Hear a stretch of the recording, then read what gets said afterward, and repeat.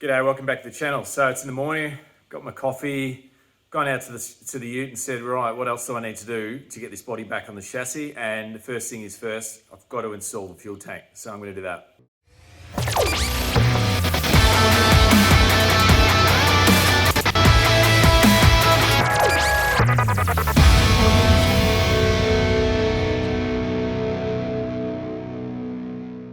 As you know, I've restored the fuel tank. It's been restored with the KBS tank seal, which has come up a treat. Now it's time to finish off the straps and the braces that make up and hold the tank to the chassis and get it on the chassis. Yeah, so as you know, I've repaired or refurbished the brake lines and the fuel lines. They're back on. I ended up actually taking them back off again and painting them with tank seal as well, because they were flash rusting, and I know someone did comment on that. And so yes, you are correct. When I cleaned those brake lines and fuel lines, it did have a protective layer of some description on the Bundy tube. So if you ever do wash it or wipe it with a abrasive, cloth or thinners, you will lose that protection from the weather. So they will flash rust. So you'll have to then reseal it with a clear or paint it like I did. That's why probably a lot of people actually just replace the Bundy tube. The next step in the process of getting the body onto the chassis is the fuel tank installation. And so in order to do that, I've just got to get a few little things together. Got a new sender, I've refurbished the braces that hold it onto the chassis, and I've also got some mounting rubber. So I'll just go through that process now and we'll get it installed. I've painted the straps, the braces, and so I'm in the process of installing it back on the chassis, which, if you've ever done one of these before, is actually a bit of a jigsaw puzzle. So if I could recommend doing anything, take reference photos when you take these braces before you take them out, so that you know which one goes back where. I did mark them, but when I painted them, I had to actually had to take those marks off. So I know the top left and the top right, and the bottom ones are actually identical, and then you've got these two brackets here.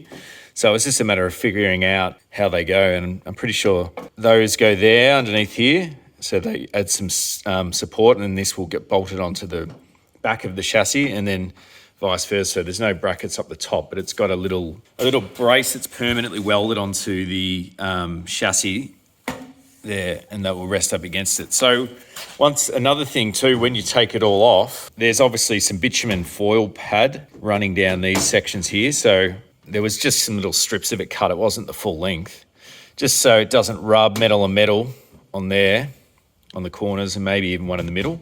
So I've just got some 25 mil by, I think that's 3 mil, which is maybe too thick. I also got some 1.5 mil. And that will just will stop the vibration from these brackets. And then I've also got some 50 mil by about 5 mil to put on these brackets here, because they'll be copping a lot of the weight and brunt when that, 60 litres or so sloshing around in there. I've also got enough to put onto this bit here. So hopefully it's not too thick, because that's going to be around about 5 mil or 10 mil. So hopefully it's not too snug, and I've got some room to play. And then I can bolt it in and it should be nice and snug going forward. So this is just from Clark Rubber. It's got an adhesive backing and it's just rubber. You could use some flashing tape or some other tapes, bitumen rubber mixes like that, even like Dynamat. It's up to you, but I'm just choosing to use this. So yeah. So now we'll get it in. I've also painted the brake lines and the fuel lines with the KBS fuel sealer stuff. It's not the prettiest job, but at least it'll stop the rust. So yeah, now I'm going to just install all this and see how we go.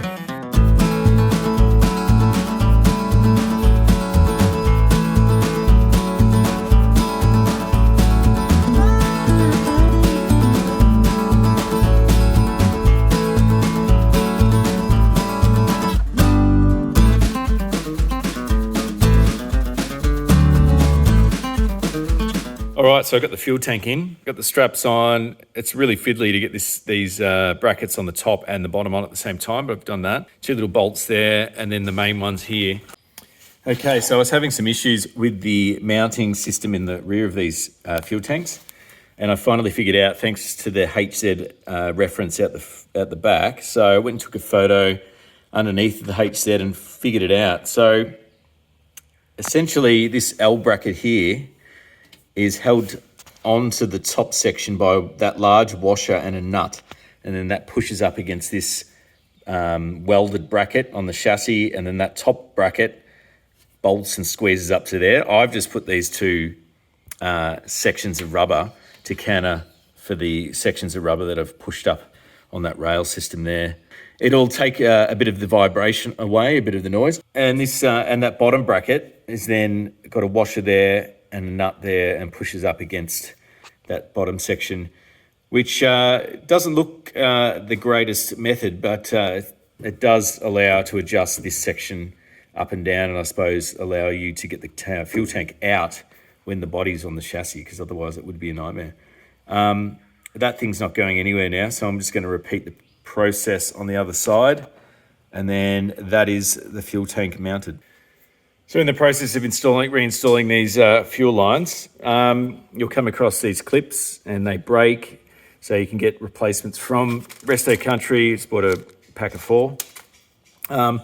And doesn't come with any installation instructions as per usual, but you can see here there's a flat section here, but on the replacements there's a little pole. This one actually snapped off, but they actually come straight through. Originally I thought it was part of the manufacturing process, but in fact it's part of the installation process. So once you actually seat it and just hammer that down, what it does is it has a wider base and it just flares out that flange behind there, and that way it's solid. So there you go. The other job I've got to do, I've found, and unfortunately I scraped the back of that diff there, it's taken some paint off, but I've found someone that wants to swap their 308 ratio crown and pinion for a 355 ratio. So as we all know, this 10-bolt Salisbury is pretty much borderline for the engine build that I'm putting in. A lot of people would say, well, they're weak as piss. Yeah, they're not weak as piss, but they're certainly 450 horsepower. You're pushing the friendship. You know, if you're gonna, it'll probably just shear it in half if you go and do any burnouts and things like that. So I'd have to tread very carefully with that kind of power using this 10-bolt. But for now, what I plan to do is just stick with it. Budget reasons, I can't justify getting a $3,000 9-inch at the moment. So I'm just going to stick with the 10-bolt, knowing it's not the right build for this engine. It's going to get me rolling. But the 308 ratio, as I've mentioned before, is going to get me rolling a lot nicer on the highway. So the 355 is great for quick takeoff speed. It generally came out of the 1-tonners for hauling heavy loads. You want that sort of lower geared ratio diff so that you can pick up your speed quicker with a heavy load, or at least that's what I've been told. So with 308, it's a higher range, so you can, I think I've got that the right way around. So basically it's good for cruising on the highways. So if, you know, being in a regional area, if you're going to go anywhere, you're going to have a little bit of driving ahead of you. So, especially on highways, so it's nice to have that 308 ratio. So not many of them around, hard to find, and yeah, and they're expensive if you do find them. So I managed to do a trade with this guy in Clunes, and I've got to get this one out. He's got his out, and once I swap it, I'm going to take the whole diff into somebody, whether it's Fluid Drive or somebody else, and get it put in and get the diff looked at, get all the bearings checked and all this kind of stuff while they're there, just so I know it's serviceable and being looked at. So never done one of these before, so I'm going to give it a go. And how hard can it be?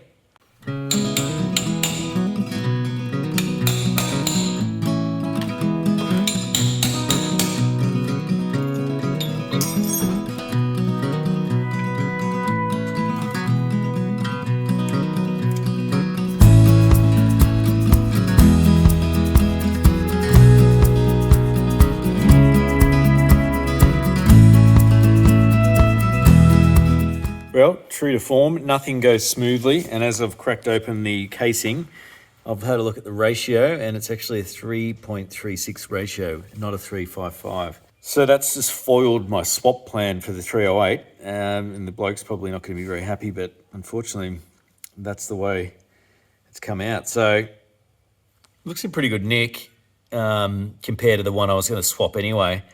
So to be honest, I've had a gutful with this diff. I'm just going to run it the way it is, take it easy, and it'll give me more inspiration to save for the 9-inch once it's up and running. Yeah, 3.36, so different to 3.55. I read that the 3.36 ratios were for the 6-cylinder autos and the 355s were for the manuals. I don't know why. If you know, let me know in the comments. So I don't know if that 3.36 ratio is a little bit more forgiving, hence why it was probably bearable on the highways as opposed to the 355. So yeah, I didn't realise that was a ratio, so I'll have to do a little bit more research on that. But as you can see, the crown looks pretty good. There's a little bit of dirt there, but yeah, I think it's just easier. It's holding the whole project up now, so I just want to put it back on. What I'll have to do now that I've taken the bearing caps and stuff off, I'm just going to put the plate back on. And then I've got to get myself a torque wrench because I actually don't have one. These have got to be torqued up, and the bearings. Ultimately, you'd want to change the bearings and all this kind of stuff. But I think for now, considering I'm going to be swapping it, that was fine beforehand. It'll be fine now. Just leave it. Top up the oil, give it a clean, and that's it. So I won't touch the pinion gear at the back there because I remember that was you got to get backlash and all this kind of stuff with that. So these caps, I think, just torque up. All right, so that was a bit of a fail, but at least I know a little bit more about diffs now. All right, before I put the sender in, if you're wondering why my audio has always been pretty bad, it's because don't get a Pixel 5 if you want to make YouTube videos.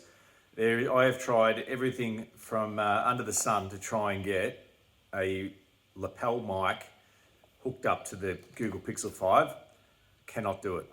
I don't know what the problem is, but it will not record audio from a lapel mic into a phone, which just seems ludicrous. But I was using a Rode mic. If anyone knows how to get around that, let me know. But I'm just going to update.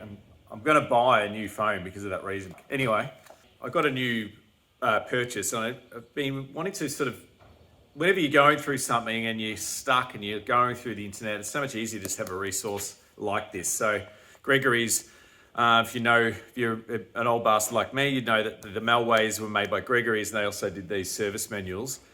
They aren't as good as I've since found out, they're not as good as the original Holden service manual. So I'm actually going to go and get a service manual, original Holden one, because they go into a lot more depth of dismantling and the chassis and the way things are actually bolted in and out, as opposed to just saying unbolt fuel tank. The Holden one will go into how the actual fuel tank's unbolted and assembled.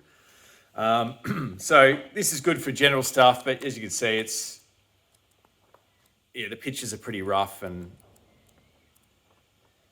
black and white, sort of inky images and things like that. However, 80% of the stuff will be sort of brushed over in this book, and at $60, it's not exactly a cheap book to get. So if you can hold out for the Holden one, I would recommend getting the Holden one. But if you can't find one of those Holden ones because they are rare, then this will do. So I've got a new member to the shed, and I'm going to show you now. And here it is. It's a 1979 Toyota Land Cruiser HJ45 Ute. Well, the HJ45 is the Ute. So I don't know if anyone knows too much about these. So anyway, I'll give you a rundown. The Toyota's 40 series. This is a HJ45, which came out with the H engine, which was a 3.6 litre engine, I think. And yeah, they were really, really tough vehicles produced for the Australian market. They also came HJ47 and other varying models that I don't know too much about, but I did know that I was looking for a ute, and a tough ute at that, for around the property. I know I've mentioned that the Holden HZ was going to be for that, and also the Land Rover, but to be honest, I've always had my eyes on one of these, and this is really what I wanted, because they are the best vehicle for the job. And the other two, well, they're good, but not as good as this. This one just sort of popped up. As you know, with COVID at the moment, vehicles aren't lasting very long. So when one pops up, you've got to jump on it very quickly. And it just so happens that this was around the corner for me. And as you can see, there's hardly any rust in it. And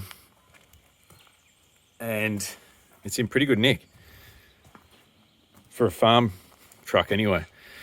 So yeah, it's got the, I don't think there was aftermarket bull bar on it, but they are, I think, sought after, those bull bars.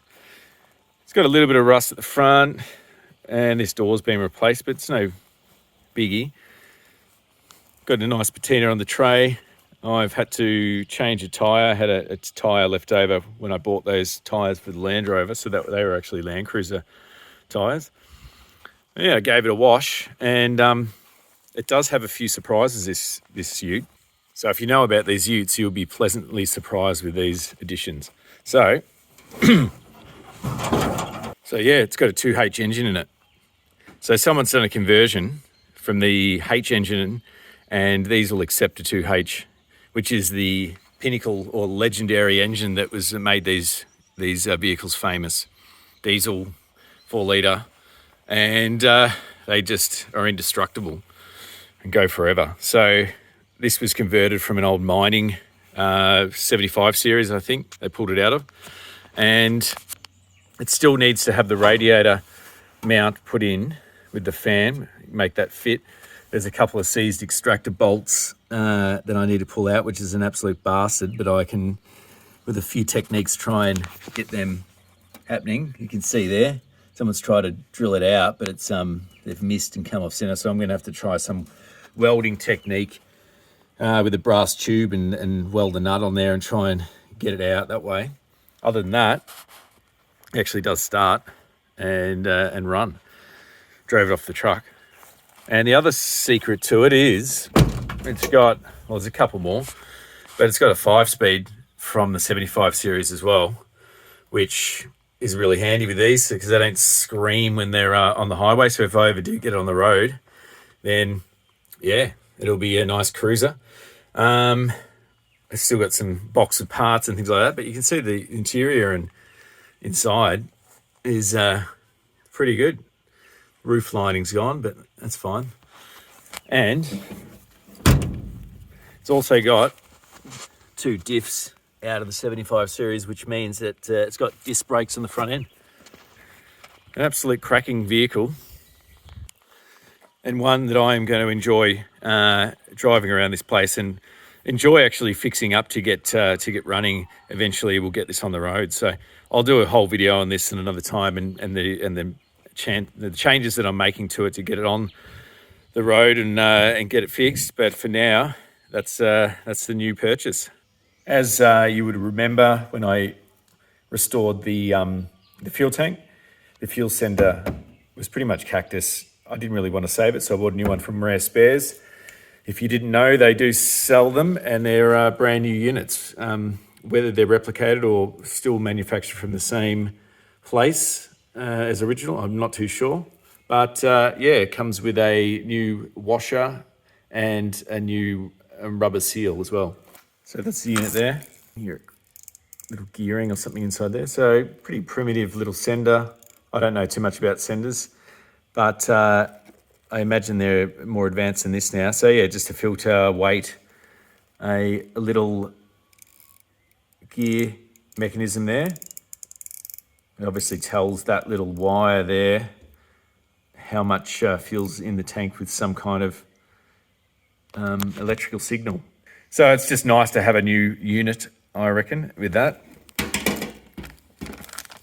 And it comes with a new bracket mounting plate or locking plate. It comes in and it locks it in, and the new rubber seal or gasket underneath there that will lock in so that no fuel comes out. So this was about $140, so not cheap, but you know, because I've gone to all this effort, you might as well have everything new. So it's just going to keep lasting, and you're not going to give any blockages or issues. So I'm just going to remove the tape.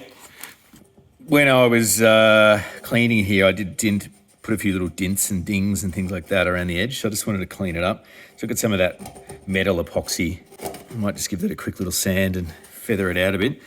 And then I'll, start looking at putting it in.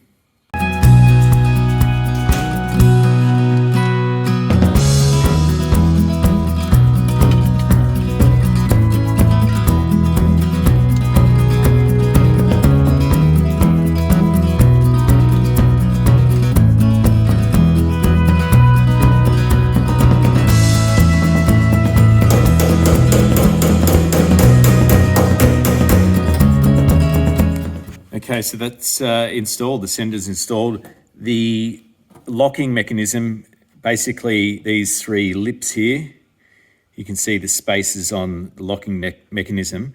Align with those, they've got a little latch lip there. And so once you position it on top of the sender and the washers lined up, you basically push it in, slide it behind these lips, and then it rotates right around until this little lip here, or flap, actually hits on each one of these lips here on the tank, and then that's, it's seated correctly. And that's the fuel sender installed, and now you can see that the fuel pipe is lining up. So you just need a bit of rubber fuel hose to bridge the gap there, so it's nice and flexible. So when you're moving, you're not going to be putting stress on this joint here. And then that's it. So I'll make sure that I get the correct fuel hose, because I do know there is different types of rubber hoses for different applications. So you don't want to get a brake hose for a fuel line and vice versa. So that's what I'll be doing next. But for now, that's, as far as I'm concerned, that's installed, and we can move on to the next thing. Well, thanks guys for watching. That's the fuel tank installed. The diff is on its way. The engine, haven't heard back from Tony, so I need to start chasing him. Border's going to be opening up, I reckon, to South Australia soon. I don't know where the engine's sitting. There hasn't been too much communication from Tony, unfortunately. I am assuming he's just flat out with engines up to the wazoo, but I need to make some contact with him and figure out where it's sitting, because that could be weeks away, it could be here next week, I don't know. So slow progress, but another step forward in the right direction, and I'm feeling good about the build. So I'm looking forward to positioning this chassis, getting all the wood and stuff moved from that side of the shed and stacked, so that I can align this chassis over the rotisserie and drop the body back on. And that is a big step forward in the whole build, which I'm hoping to get done next episode. So until next episode, give us a like, give us a subscribe, start from the start if you haven't, and I will see you next time.